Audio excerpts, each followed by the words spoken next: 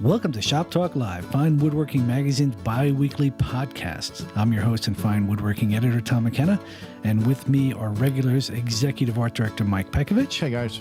And Special Projects Editor Matt Kenny. Good afternoon. Ben Strano, our web producer, is here too, but he's sitting behind the camera making faces at us right now. Before we get started, I need to take care of some business with a message from Woodcraft. Woodcraft is pleased to be the exclusive United States distributor of file Swiss-made tools that are crafted with a dedication to quality unsurpassed in today's high-tech world. Since 1962, Woodcraft has offered its customers file carving tools and over the years has added file chisels, marking knives, and burnishes to its retail line.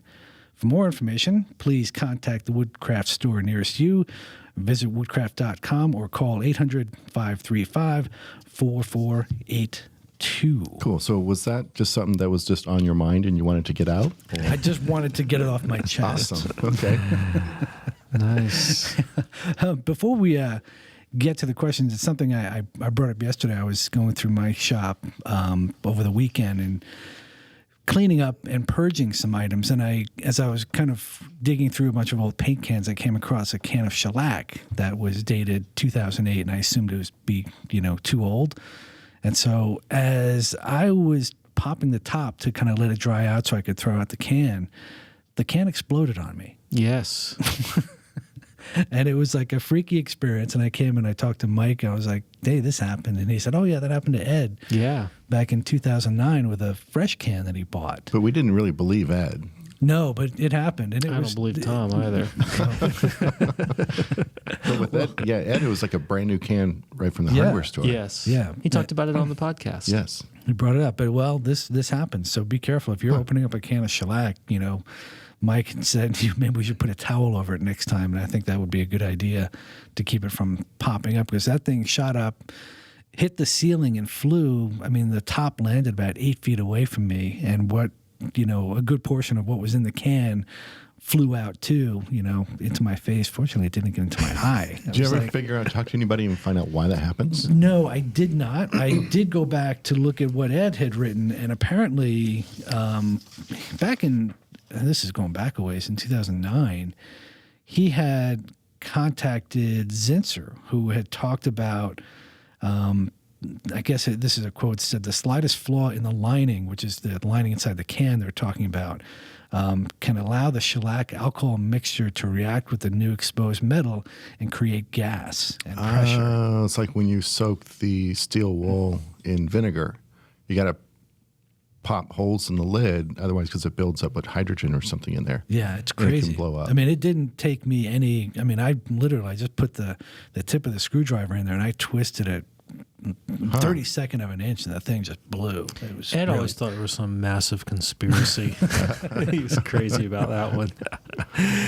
Wow. This actually reminds me of something that I've experienced quite a bit. I bought a Tupperware at the grocery store that has a rubber seal on it, and it snaps down, and it's like a round dish, right?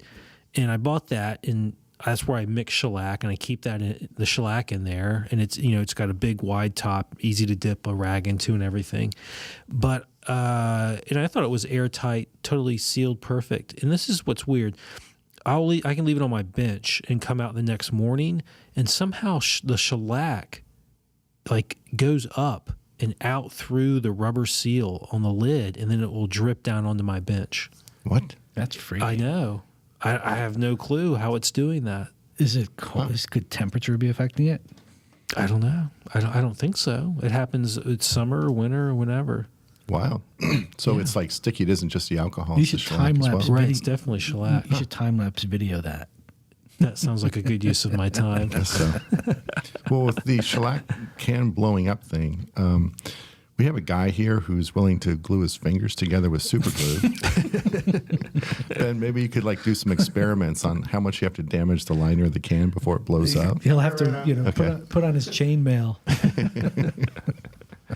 All right, let's move on to the questions. This one comes from Stan Shawstack. And Stan writes, if you square up one edge on the jointer, the typical method is to use a table saw to make the second side parallel. Can you achieve this on the bandsaw with a fence and then maybe a pass or two on the joiner? If not, what is the method around this? Yeah. Yes, you can do that. Yeah, I think you're in good shape right up until you say cut the second side parallel on the bandsaw with a fence. That's good. You want to smooth it up, but if the minute you go back to your joiner, there's a real good chance you're going to take that out of parallel with the first edge. Rather than that, I would get yourself like a marking gauge, but with a long beam. It's called a panel gauge, and strike a line on each face off of that initial jointed edge. Bandsaw right just outside that line, and then plane. I would hand plane right to your little scrabby lines, and it shouldn't be too much to get off of there. Yeah. Good one. I will say this.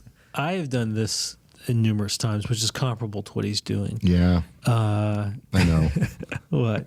I wasn't going to say anything, but that's okay. About what? No, I'm just saying.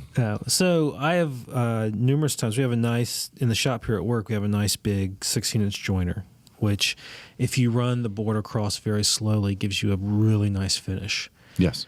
So numerous times I've jointed a face and then run the other face through the planer. And planers, though, give snipe. It's just almost inescapable that there's going to be snipe. Yeah. So I have run a board through the planer, which makes it parallel to the first face, and then taken it back to the jointer and jointed it nice and slow, which not only gives you a nice clean face, or a face that takes less work to clean up, Right. but also gets rid of the snipe. Yeah. And all the furniture that I've made doing that has fallen apart. But other than that, So we're talking about faces instead of edges here. yeah. But You're correct. In theory, my face could be out of plane after that. Out of parallel. I've done kind of what you've done. I've also done a modified version of that. Well, you'll joint one face flat, you'll plane it, go back and forth, get really close to final dimension, and then I'll rejoint my show face really slow and really, really clean, and do a final pass on the planer on that inside or non-show face to bring it down to final thickness. Yes. But to your point, are you with a single pass on a jointer on a face that's already flat? No, you're probably not going to take it too far out of parallel. But I think maybe on a edge where you've bandsawed it, depending on how true your bandsaw blade is, if there's some wavies, by the time you flatten that out, you might be out of parallel. Yeah, because a bandsaw, a properly set up bandsaw with a sharp blade should cut a parallel edge. And there shouldn't be really any wavies. But not everybody has that blade in that setup. It's possible that after you rip it, it's a little bit out of parallel. And not everyone has a 16-inch monster jointer. What do you mean? I thought everyone has one of those. Stan had a follow-up question in his email, and I guess he has a small shop and is considering replacing his old table saw with a bandsaw. And he's saying if someone were to do without the table saw, what are the limitations? And I think the biggest one is the table saw can cut joinery, a lot of joinery. Well, yeah, the bandsaw can cut some. You can cut tenons and You can cut dovetails tenons for sure. I think it's time. Can't cut Time and grooves, effort dados. is the trade-off. You can do just about everything with a combination of a bandsaw and hand tools that you could do on the table saw. Yeah. Just takes more time. Yeah. I'm not sure. Well, like big, sheet goods, if you're doing cabinetry and that kind of stuff, it's not going to fit in a bandsaw, but then you pull out the circ saw and a straight edge guide and knock that out. Yeah, and the only thing you really couldn't do would be, dados and grooves and rabbets and things like that. But Oh, I you cut can them by dados hand. and grooves all the time. I just stand the board up on end and On your bandsaw? Yeah, You have like a 36-inch resaw height on your bandsaw. That's right. For your grooves. That's right. And yet, oddly, we have always said that the one machine we would not go without is the bandsaw. I think so. The thing is, like, if you're going to have it, this always tends to get misconstrued a little bit. Like on a previous podcast, you said get rid of your table saw and you can do everything with a bandsaw. It's like, no, didn't really say that. But if I was going to limit myself to a single machine and hand tools, I think it would be the bandsaw as a really good complement, and a chop saw and a router. Yeah. 16-inch joiner and a planer. And a domino. No. All right, let's move on to question number 2. And this one comes from Dave Pilata, who asks, I'm new to jointing and planing. I bought a used Delta 8-inch joiner from a very meticulous woodworker. I checked the in-feed and out-feed tables with a straight edge, and everything seems to be lined up correctly. I was jointing the face of some 7-inch wide quarter saw on white oak, and I'm getting severe front-to-back taper. The trailing edge of the board is hardly touching the cutter head, regardless of my depth of cut. What am I doing wrong? I don't know if he's doing anything wrong, but it sounds like his setup is messed up. We talked about this. There are two definite culprits to why a board starts planing or jointing, and then when you get to the back end, it stops. One is that your tables are not co-planar, meaning most likely your outfeed table is dipping a little bit, especially on older joiners that are a little bit tired. This can happen. Joiners with dovetail ways. Okay. Yeah. And then the second thing is your outfeed table, if they are dead parallel or co-planar to each other, the other problem is your outfeed table could be just a little bit high, just a little bit above your knives, which what will happen is it will begin to cut, but then as the board is registered on the outfeed table, which is sitting just high of the blades, it will stop cutting about halfway through. And you do that 10 times, and you've done a really good job at tapering the board along its thickness front to back. Yeah. So he needs if he has dovetail ways, the first thing I would check is that the two, it's not sagging. Right. Yeah. And if it's sagging, You can shim it. You can shim it with a little bit of Coke can or something. Usually is the solution. And we talked about setting the height of the outfeed table in the past. I like to stick a metal rule on edge, and so it's overhanging the cutter head, rotate the cutter head by hand. I like it for the blades to pick up the ruler and move it forward about 1/4 of an inch. So really I'm shooting for something just below the peak height of the blades. Yeah. I like to call Mike up and have Mike do that on my joiner. That's how I set mine. All right. Well, let's move on to our first segment.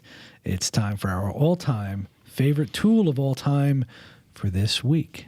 Matt, do you want to I get go to start? first? Yeah. Well, you were out last week, so you got to make up for some lost time. Yeah, so my favorite tool of all-time favorite tool of all time for this week is this awesome Japanese hammer, which I just got. So My doctor has one of those. does he? Yes. Is that how you account for the dents in your head?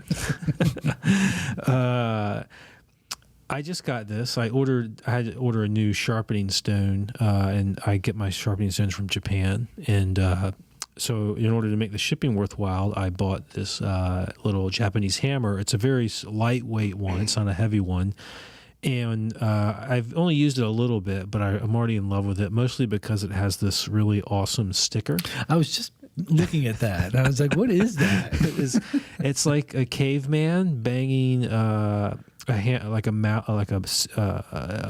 rock onto a chisel into a piece of wood, and he's got a big giant beard. So it's really cool. I like the sticker, but it's nice. It's got a nice weight to it and a nice balance to it, which I really like. And it's cool. It's got a little one face is rounded out so that you can hit like little, it's almost like a nail set. Yes. And then the other side is flat. And it's pretty. It's got a nice oak handle. How heavy of a head is that? Is it like 13 grams or something like that? Yeah, it's not grams, ounces. No, it's not that heavy because that's almost a pound. Right. It's more like it was very light. I don't remember, but it's like a 1/4 pound, maybe. Try tapping it on the table. Should I do that, Ben? Will that mess up the sound? Yeah, it's like a 1/4 pound, so Nice. it's like 4 ounces. It's pretty light. And really, it's just a piece of steel on a stick. What's not to like about that? Yes. That's pretty cool. Yeah. I've only used it to knock in dovetails, but I still like it. I like it. Mine, I have one. I think the head is a little bit bigger than that, and I use that with my Japanese chisels. Mine came Did you with get yours from Japan? No. from woodcraft. Does yours have a caveman on it? No, but the head was sort of like just sort of steel colored. But on one side it had sort of acid etched some like little zigzaggy lines around one head, and it looked really dumb. So I soaked all the lacquer off, and then I got out, some sandpaper or something, and I sanded the head really clean to get rid of that acid etching. And then I realized later that that was a mark to indicate which face was flat and which head was very, very slightly domed. And now I just use it, and I don't even think about which is which. I'm sure I should, but I don't. Mine has a little stamp on the underside, and I thought it was a maker stamp. But maybe it's to indicate which side is flat and which side is domed. Huh. It kind of looks like a little hammerhead underneath there. It's cool. It's got a little nice curve to it. It's just Nice. Some listener out there, probably more than one, right now is thinking, "You people are so ignorant." Shut up. It's probably Wilbur Pan. Yes, We're gonna get a poor Wilbur. email Sorry, from Wilbur. Wilbur. I have a 27-ounce framing hammer with a serrated face. It's Great for woodworking. Yeah, I have a giant hammer like that too. But this one's nice. I like delicate. it. It's perfect. I also like the new sharpening stone I got. Have you put that to use yet? That one I haven't had to, but although I'm going to sharpen my block plane this week, so I'm definitely going to put it to use. I have not told this story on here, but the 6,000 grit stone I had before, I was using it, and it just fell apart. And it turned out a batch of these stones had a defect in them. That's bizarre. Yeah. How about you, Mike? Do you have a favorite all-time tool of all time? Yeah, I'm making this little, it's a little cabinet on a shelf, and it's like an oak cabinet with some internal dividers, and then within each sort of half of the case, I have mitered walnut dividers that press fit into place to sort of further subdivide the compartments for drawers and that kind of stuff. So these pieces needed to fit this internal opening like really, really perfectly. So I pulled out my Veritas shooting plane, that big, sort of like it's got like that L-shaped face and base to it, and a handle sort of sticking off at 45 degrees off of one side to use in conjunction with my shooting board. So I was using this thing, and the thing weighs about 57 pounds, and it's really smooth. It's like, driving a Cadillac down the road. It just takes really nice shavings off of end grain, and I was able to do a really precise job fitting these pieces and these dividers exactly just right. And so that's definitely my favorite tool of all time for this week. And it's one of those tools where it's one of my more recent plane purchases. And Ben, when I told him, he goes, "What? You don't like single-use tools?" And it's like, yeah, it's true. It's like, it's what a hand plane is for. Why do you need a dedicated tool just for this? But I do. You don't like single-use tools, and yet you're on here talking about that ridiculous toaster. That's a multi-use toast. No, but it toasts multiple things. Some uses are so important. You want a tool that only does that. Yes. That is a sweet plane. I tested out. I did the review for that for Tools and Materials in the magazine, and that's a really nice plane. And also I did the Lee Nielsen one too.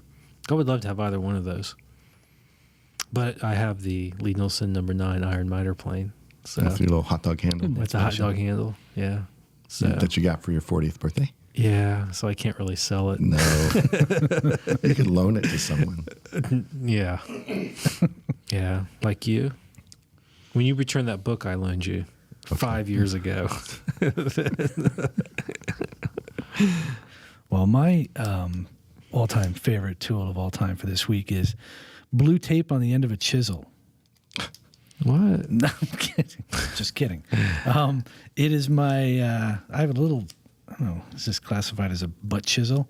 Little Ashley Isles, I guess it's kind of a palm chisel, but It's a butt chisel. Butt chisel. I bought this as a set. It was part of a set of 5 that I'd seen at a tag sale, and I got all 5 of them for like $20, and it was I had owned some blue Marples chisels at the time, and I thought this would be an upgrade, but it turns out that I didn't like the short length, and then I started using this 1/2-inch version more often, and I discovered that for certain tasks, it's really great because it's really comfortable to hold and gets you really close to the work. Where, if I'm chamfering like the ends of tenons that I often do to get them to go into their mortise a little bit easier.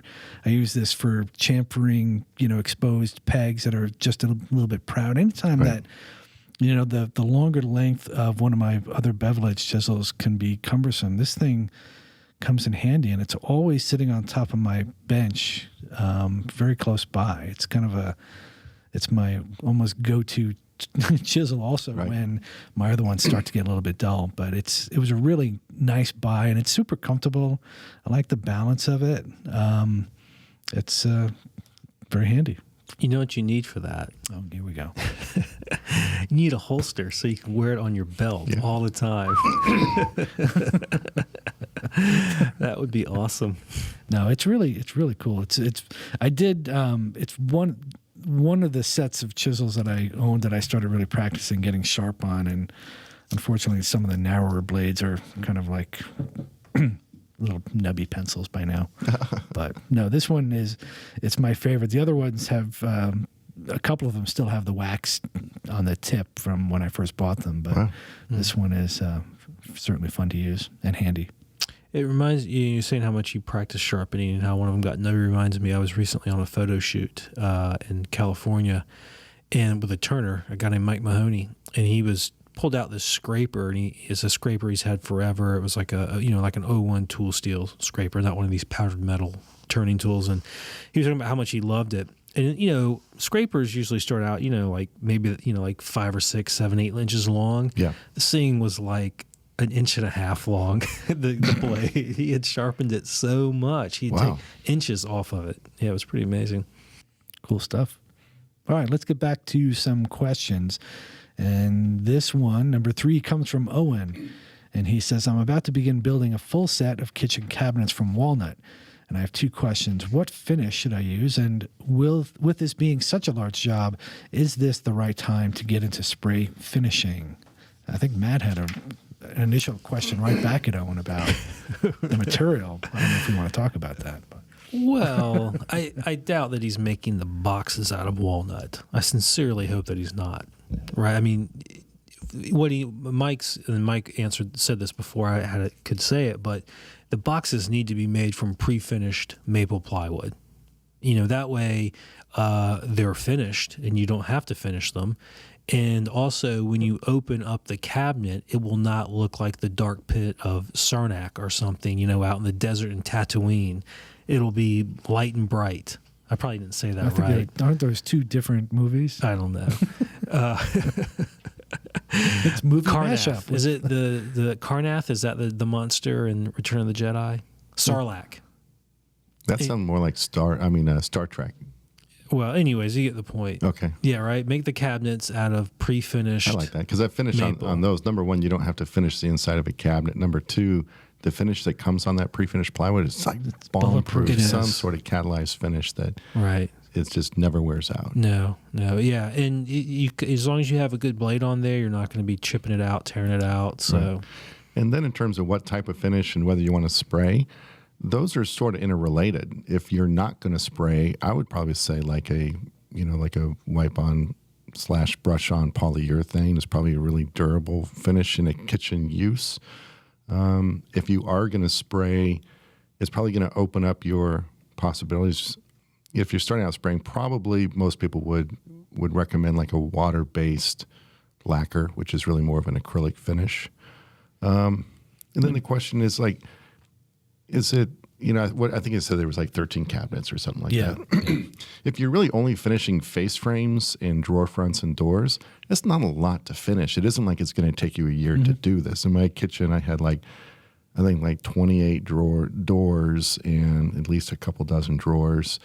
And it was no big deal. I painted everything. I primed it, sanded it, a couple coats of latex paint on everything. It wasn't that big of a deal. So...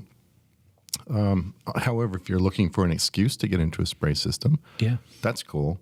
I would say if you're buying a spray system just to do this, it might be overkill, especially if that's going to sit in the corner of your shop for a year and a half until you have another job big enough to spray. Yeah, maybe you might want to skip it. But if this is that last straw in terms of jumping into the spraying game, it's a good excuse to do it. But I would probably practice on something first before jumping right into and you also need to set up a little dedicated spray area that's kind of a clean room and deal with the exhaust. But I mean, there are plenty of affordable options for folks who want to get into spray finishing. That's for sure. Did we run an article once about a shop made or a homemade spray booth? A guy cut a hole in the wall of his garage, and he built his own. I can't remember he built his own fan and motor and everything had Impeller. recycled parts. The old engine, like a fairing, like from the old airplane engines with these brick-laid wood curvy shaped thing. Yeah, you got a Boeing 747 jet engine attached to the back wall of his garage. And blew it right toward the neighbor's kitchen window. Don't do this at home. So that was in the last 5 years, wasn't it? Mm-hmm. Yeah. There are more, I think, doable options if you want to get up and start spraying. Yeah, Jeff Jewett did a fold-up spray booth. Yep, really good. That you can set up in your garage pretty quickly. Yeah, just with a little box fan to get the overspray from settling back on your work. Yeah, I mean, piece. if this guy, if he really wants to spray, there maybe he can outsource it. If he doesn't really want to do the finish, maybe there's a guy locally that can do the spray finishing for him. But I think, like Mike says, it's not that time consuming to do face frames and doors. Yeah, you could just wipe it on even. You get 2 coats on a day. Yeah, in the right environment. And Ben was saying that you just sent your stuff out. Cost you about $150 to have your whole kitchen sprayed. All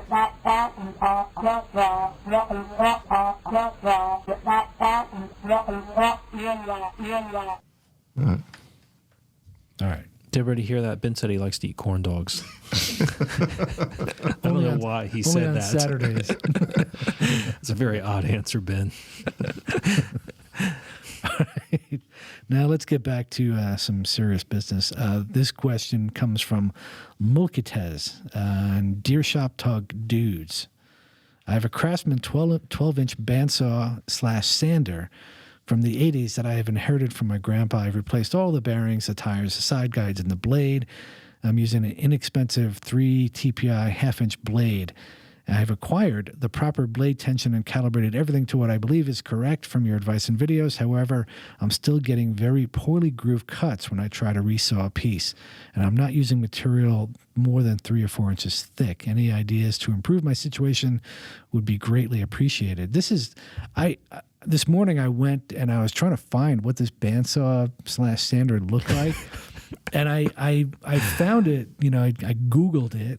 And I found images, but I couldn't find any that actually showed the sander on the machine. And I saw labels that said 12-inch bandsaw / sander combo unit. But I wonder. I almost when we first looked at this question, I wondered if maybe the kind of sander it is that you take the blade off and you put a belt of sandpaper over the wheels, and it becomes one of those wacky things. I don't know. I was wondering whether the models that I saw had the pulley and the motor kind of exposed at the bottom. So I was thinking that maybe there's a big change out that you maybe pull the table off or hook up the sanding motor contraption. I always wondered there's probably maybe on the bottom wheel the axle comes through the other side or something, and you can put a disc sander on there, something like that. I couldn't tell from what I saw. None of this answers this question. No, it's not really helpful, but it's an interesting combo machine, that's for sure. I had some thoughts on this. Did you have some thoughts on this, Mike? Well, I did. It's a 12-inch bandsaw, which is strange and a little small, combined with a sander, which kind of puts it into a category of sort of combo tool. These were made by Ronco for Sears in the 80s. From the 1980s. So it speaks to me more of a hobby level tool. And then you have a half-inch blade, which is pretty wide. And even for a 14-inch saw, I know, Matt, you ran half-inch blades on your 14-inch Delta. When I had it, I never went higher than 3/8 of an inch just to make sure I could get that properly tensioned. So when you talk about a deeply grooved board, what I'm thinking of is maybe a really rough surface, which could possibly be caused by this half-inch blade not being tensioned high enough, so it tends to flutter through the cut. So while it may be cutting fairly straight, the path it's leaving in its wake with the blade fluttering side to side could be fairly rough. So yes. And these, the photos of the tools that I saw, they're all just kind of a sheet steel frame as well, so I'm sure they're getting a lot of vibration in there, and maybe he can't get it tensioned enough with that frame. I don't know. Well, yeah. So I think I agree with Mike that so it's definitely what's probably causing, if we're understanding his problem correctly, is that the blade is fluttering, and the cause of that flutter could be, as Mike said, that the blade is not tensioned. I would, like Mike suggests, go to a 3/8 inch blade, and you could go to for resawing a 3/8 inch. Like both Infinity and Highland Woodworking make resaw blades now. They're essentially pretty much the same blade, I believe, based on my using them. But I think another possibility is that the one of the wheels is not concentric. Okay. And so as it goes around on the axle, there's a point at which the blade is pulled out further. Sure. Then, so that could also cause the blade is oscillating side to side as that non-concentric wheel is spinning. Oh, that's interesting. Yeah. Okay. So, and I would not be surprised if this bandsaw had non-concentric wheels that were also out of balance and not coplanar, or maybe he's using the sanding disc. But also, if you ever have a problem with a machine and part of you explaining that says, I am using an inexpensive ... that could be your problem. Well, he said there are blades that cost upwards of $150, and maybe that might be the solution. No, I don't think so. I don't think so. No. Yeah, I think you could possibly be running up against the capabilities of this particular tool. Yes. So, if it cuts basically straight, but you have to take an extra pass over your joiner to smooth it out, well, that's kind of what your tool is doing for you. Maybe go to a thinner blade. Maybe, I don't know. Yeah, so I think that's it. Yeah, like the two blades I mentioned are both thin kerf bandsaw blades that cut very smoothly and might improve the cut if the problem is, for example, that the wheels are not concentric. By getting the narrower blade, you should be able to tension it better, and that should take the flutter out. And I would point out that the blade, you mentioned the more expensive blades, none of those would fit, would work on your bandsaw, because those are all either carbide tipped or solid, and the band is thicker, and you would never be able to tension them and on, or even really fit them around those narrow wheels. No, it'll be too narrow. Yeah. All right. Well, let's move on to segment number 2, our all-time favorite furniture of all time for this week. Do you want to hit us up, Mike? Sure. I was thinking about this, and what I came up with was a while back, Matt and I were visiting Hancock Shaker Village, doing some photographs for an article Chris Bexford had done for us on sort of quintessential shaker design. And there's this one room in the village where they had some built-ins, and they had done some little chemical analysis of the paint that was originally on the pieces. And I think we talked about this way back on the podcast, but it's really cool. I think it's worth mentioning again. And typically shaker furniture, you think of these sort of muted brick red colors or really toned down sort of ochres and yellows or gray blues, very subdued. And we tend to think of that in conjunction with this sort of almost somber attitude towards life that the Shakers had, or what I perceive them to have. But in analyzing the paint, when it was new, what they found out was that these colors were actually like really bright, like bright acid yellow, bright red, bright turquoise blues. So in this one room, they repainted the built-ins to their original color. Mm-hmm. And it's crazy. It's like going into like my 14-year-old daughter's room where everything is painted day glow bright. And it was just like, wow, that's like a whole different perspective on what these folks were up to back in the day. But also when you see these traditional, really minimalist forms, but then decorated in really, really super bright poppy colors, it just had a really tremendously sort of contemporary look to it, and really cool, and really opened my eyes to sort of what you can be doing with paint and color. And, I really like that room too. It's fabulous, the colors they have in there. It's actually that room, and seeing that inspired me to start using milk paint in my furniture, in my boxes, in the way that I use it. And because you're right, usually when people use milk paint in furniture nowadays. It's like, I'm putting down the brick red, and then I'm going to Lexington green, putting the black over it, and Yes. then I'm going to sand it back. And They sorry, do it just like that. yes, sorry, I don't really mean to be that irreverent, but in a period context. but in a period context, Right. right? And what that showed me was, one, the shakers really like bright colors, which was awesome. And then it was like, oh, you know what? I can use milk paint in ways that are not traditional. And it, in a way, is traditional. Right. So I like to use, nice, vibrant colors. And that room is, I love that room. Yeah, there's another room. I don't know. I can't remember if it's on the same floor in the same building, but it was the room where they had all the shaker boxes. And that was another area where I was sort of surprised at the bright colors. You mean 'cause they the were oval these- boxes? Yes. Yeah, that's a separate building. It was just I think that was a gift shop. pretty dusty gift shop. They do have the oval box, workshop there in one of the other buildings. But this is a collection that we got to see some backroom stuff. But I was amazed at all the colors. You see the blues, but when I saw all the yellows and the reds, I was like, wow, these guys were pretty hip. Yeah, it's really nice, very pretty. My second favorite thing at Hancock Shaker Village is all the giant adult-sized cradles that they have. That they thought when you were sick, they would put the adults in these big cradles, low cradles, and they would just rock them in the cradles. Yeah, Wow. Absolutely.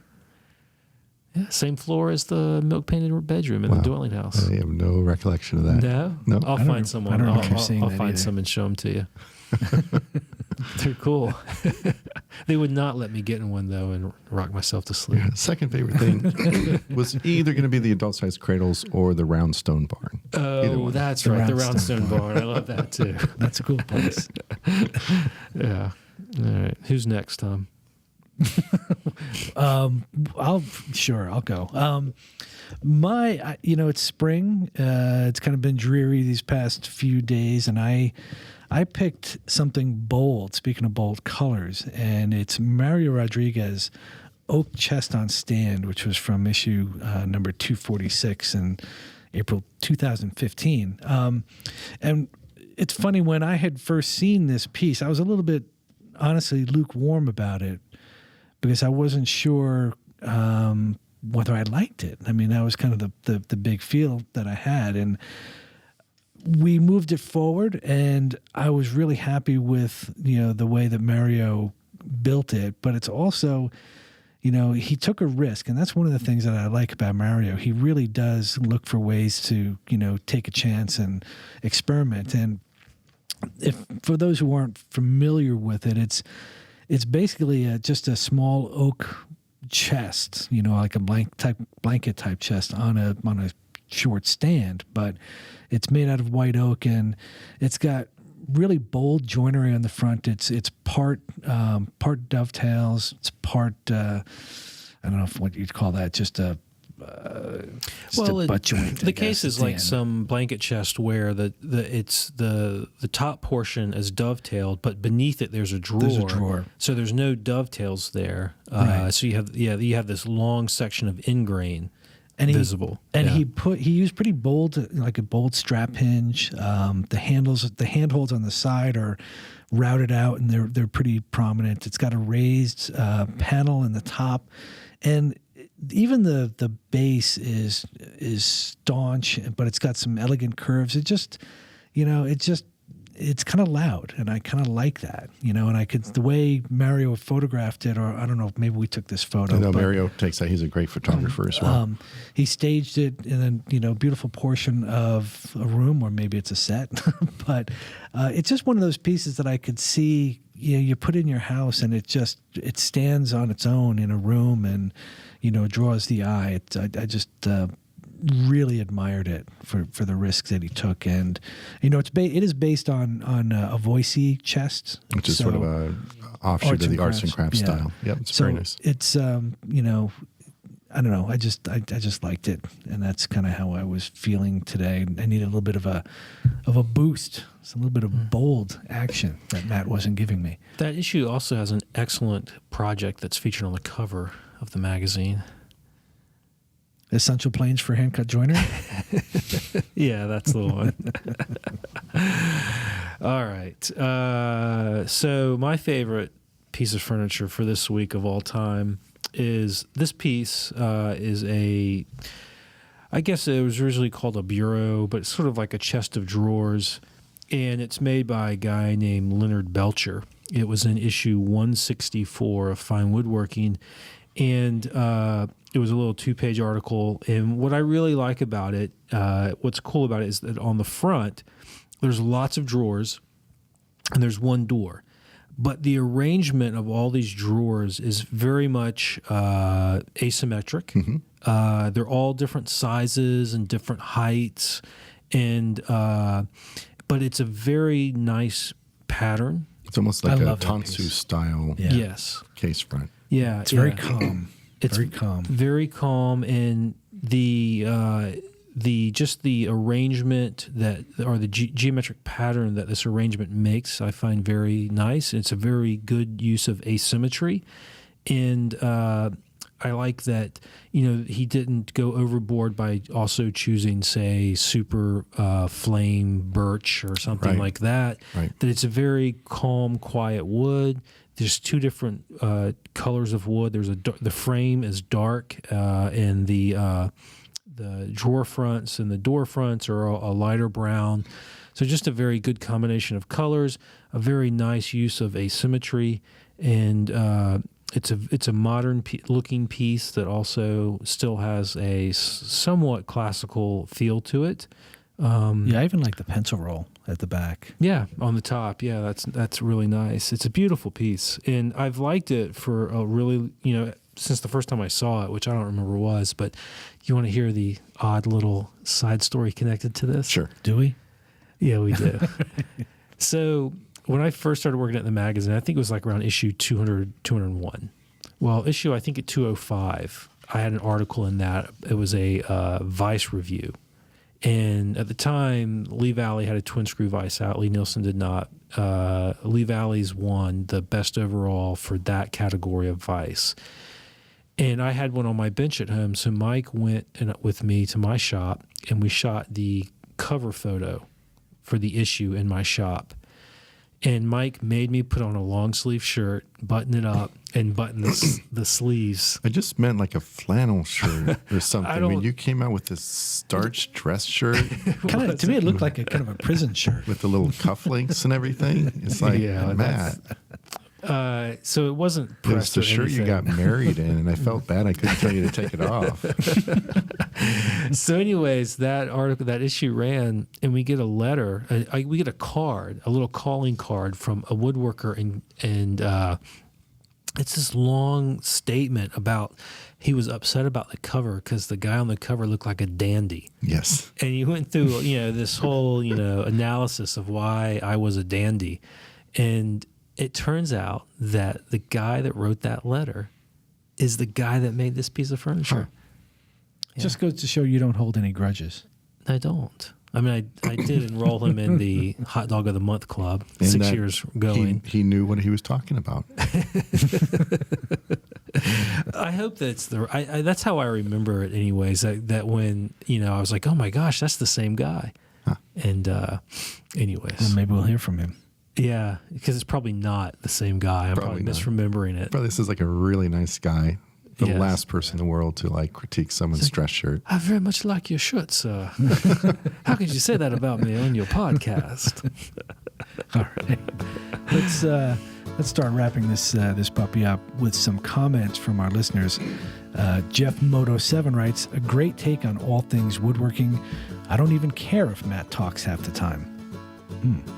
Jara 821 chimes in and says, I enjoy the podcast. Don't let it become a platform for all those annoying ads that currently plague the website. Pop-up ad. Wait a minute. Pop-up ad. It's never a pop-up ad. Are you a member? Subscribe now. Sign up for our e-letter now. Jay Webster 2 writes, I really enjoy listening to the podcast as I travel for work. It has re-energized my love for the craft, which is good news. Yeah. And then finally, MIW 2140, that's pretty catchy, writes, the podcast is fantastic. Some people think it's too jokey, but I disagree. P.S. Why does Matt need a monster workbench and a monster jointer when all he does is build baby furniture? Why not get a baby workbench and a baby jointer? You know, the next time I see Pernick, I am going to kick him squarely somewhere because Mr. Pernick. do you know often just on social media everywhere it's like, oh, nice baby furniture. It's just like, all right, Dad. All right. Before we call it a day, I want to let folks know that the next episode of the Highland Woodworker Show will be released on April 16th. Tune in to see A Moment with a Master with Tom Lee Nielsen and a Finer Point segment with our own Matt Kenny. You'll also get an inside look at how fine woodworking works. Check it out at thehighlandwoodworker.com. That's all for this episode of Shop Talk Live. Tune in again in 2 weeks for our next episode. In the meantime, don't forget to visit finewoodworking.com to keep up with the exciting tool giveaway for our 40th anniversary. The current prize is a General International tilting head benchtop mortiser. Say that twice fast. To win it, you must enter by April 18th. That's a pretty nice prize. That is very nice. To enter, go to finewoodworking.com/40sweeps. That's the number 40. And if you have any woodworking questions in the meantime, send them as well as your comments to shoptalk@taunton.com. Spread the word about Shop Talk Live to your woodworking friends and neighbors. You can catch the podcast via iTunes. And while you're there, please give us an all-powerful 5-star rating. You can also stream the podcast on the web at shoptalklive.com or catch us on iHeartRadio. Finally, you can keep up with Fine Woodworking on Instagram and on Facebook, and look for Matt, Mike, Ben, and me on Instagram as well. Thanks for listening, and have fun in the shop.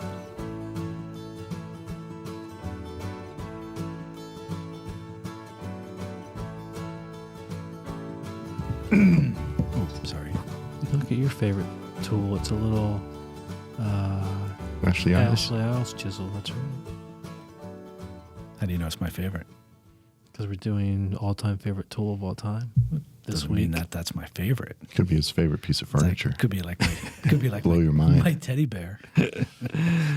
My comfort.